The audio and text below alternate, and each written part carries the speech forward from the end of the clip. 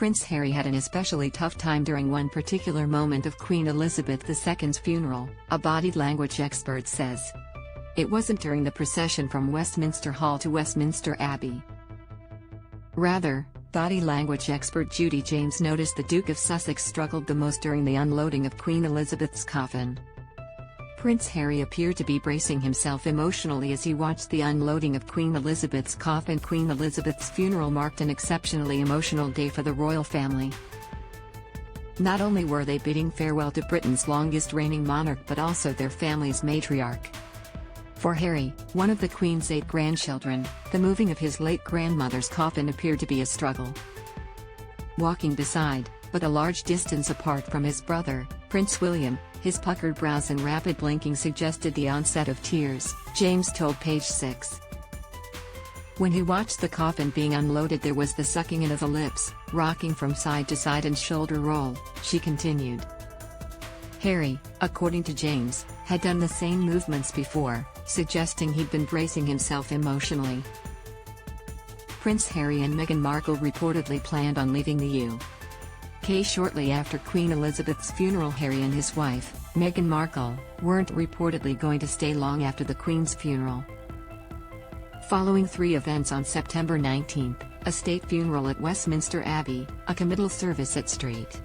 George's Chapel, and a private family service, the couple planned on leaving. An insider told Us Weekly the quick departure had to do with being away from their children, Archie Harrison, 3, and Lilibet Diana, 1. Meghan and Harry are preparing to return to Montecito almost immediately after the funeral, where they'll be reunited with Archie and Lilibet after being separated for over 2 weeks, they said, adding it's the longest amount of time they've been apart from their children. Harry and Meghan were in the UK on a 4-day trip when Queen Elizabeth's health rapidly declined. They remained in the UK following her death on September 8. During that time, they took part in events during a national 10-day period of mourning leading up to the funeral.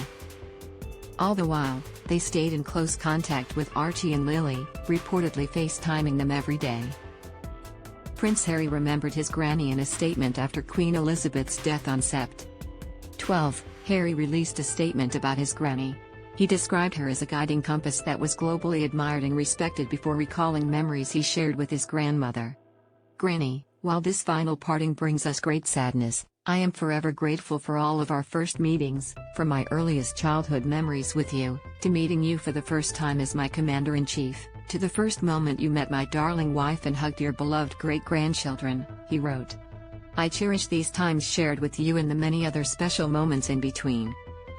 You are already sorely missed, not just by us but by the world.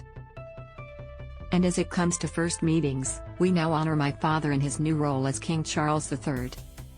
Thank you for your commitment to service, thank you for your sound advice. Thank you for your infectious smile. We, too, smile, knowing that you and Grandpa are reunited now, and both together in peace, he concluded. Kate Middleton's feelings about Meghan Markle clear moment Windsor Castle walkabout started, body language expert says.